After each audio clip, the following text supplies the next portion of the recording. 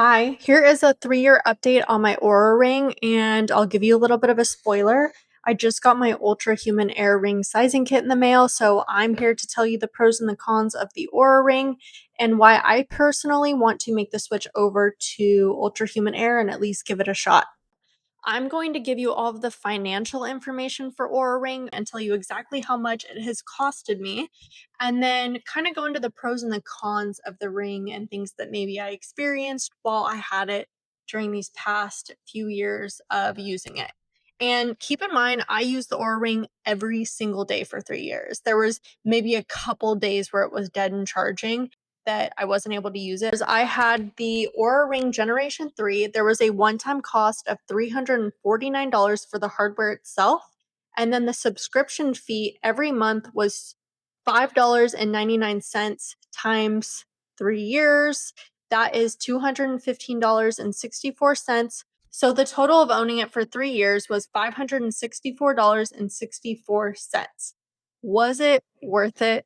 Let's find out. Okay, so I took a lot of notes here. Let's see. Okay, so pros. It is really good at sleep tracking. The information and data it gathers while you are asleep is very intuitive. It's incredible, to be honest. It'll track several things while you are sleeping. It will be the time you go to sleep. It'll track a lot of things while you're asleep or getting ready for bed, just in that general time frame. It'll show what time you went to bed, how many hours of deep sleep you got, light sleep, REM sleep, so on and so forth. It will track your resting heart rate. It gives you, like I mentioned, a lot of data. I won't go into each of the things. I will just put a quick screenshot here for you guys to look at so you can see everything that you can track within the app. Another great thing was waking up to the statistics that it gives you on the homepage. The homepage and the app are very user friendly. It's a very great UX. I would wake up and it will show you a readiness score, and that combines your activity for the past few days, what time you went to sleep, your sleep score, several different things.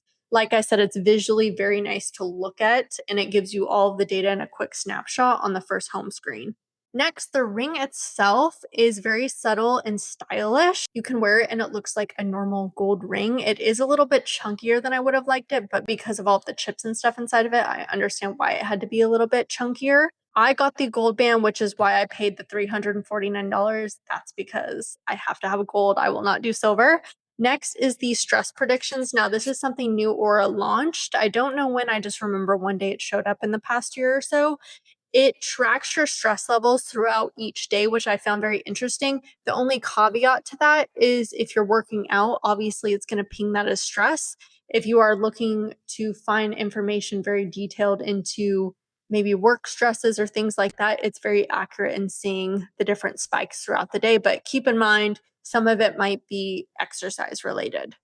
Next are the cons. One, I already spoke about this, but the subscription cost every month, $5.99 for something I already paid $349 on, is a little ridiculous in my opinion. That is one thing that was always a thorn in my side with the Oura Ring, was the subscription cost after the heavy upfront investment.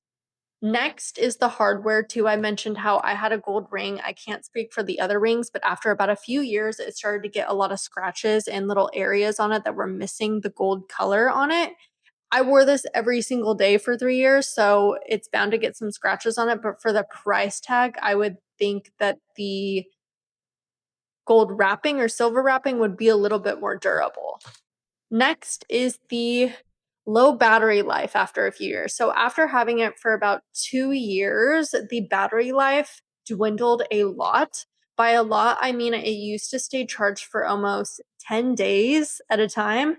And then at about year 2.5, it started getting down to 3 to 4 days before it would completely die and I would need to charge it. This rubbed me the wrong way because it reminded me a lot of Apple and how every time a new phone came out, the older version started to get a little glitchier and die really quick. I don't know.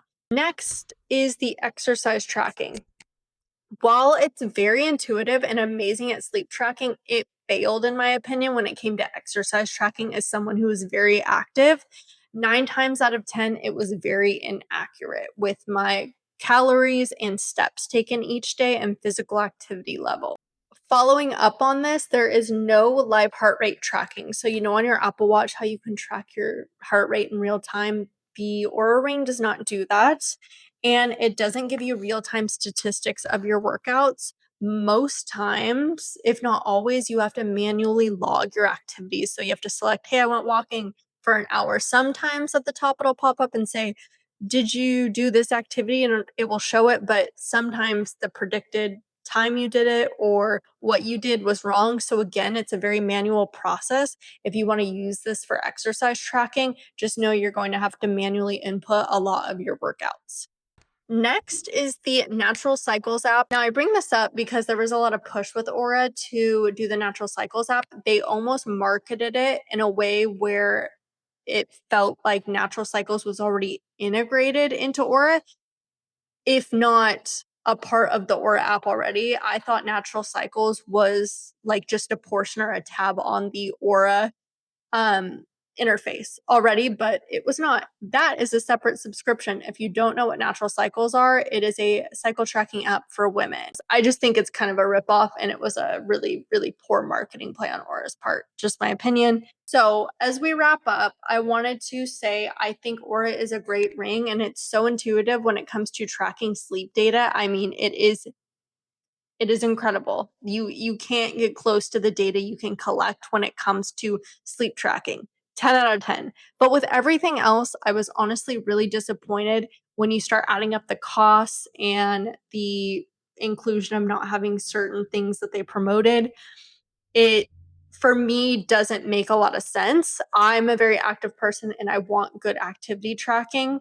Sleep and activity are kind of go hand in hand for me, so I would like some insights into both. If you're looking for a ring that strictly does sleep tracking and you don't care as much about the exercise aspect of it, the Oura Ring's definitely for you.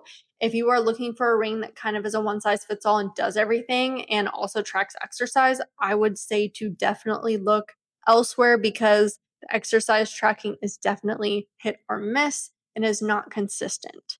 Now that I've explained to you kind of why I'm looking at some other options, I'm going to talk to you guys about the Ultra Human Ring Air, and we're going to just kind of look at the sizing kit. Move my mic a little bit here. Okay, on to the Ultra Human sizing kit. One thing I saw a lot of people talking about was that Ultra Human lets you pick the color you want in terms of like, do you want silver, gold, matte gray, all of those colors, and they're all the same price.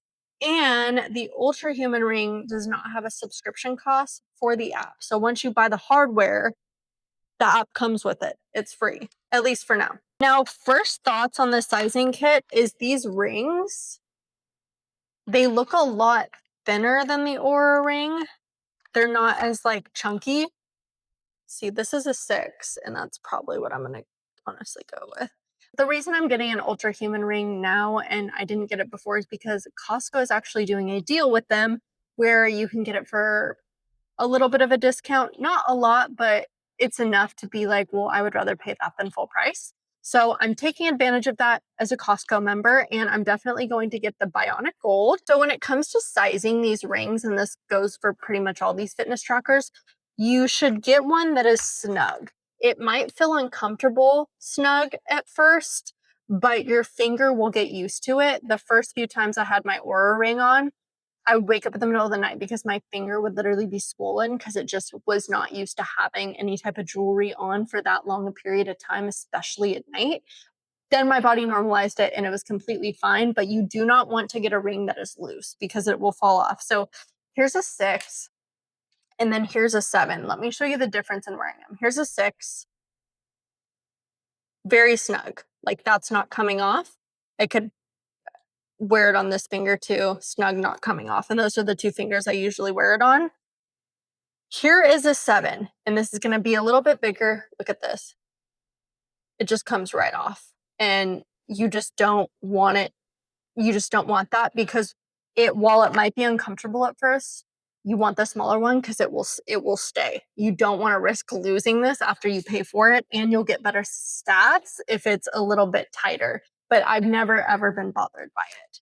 So I think I'm gonna do the size 6 for sure because that fits my finger best. So I will keep you guys posted on if the Ultra Human Ring compares at all to the Oura Ring. I already know it's going to be a lot cheaper in terms of slashing that monthly cost, but I will have an update hopefully in the next few months.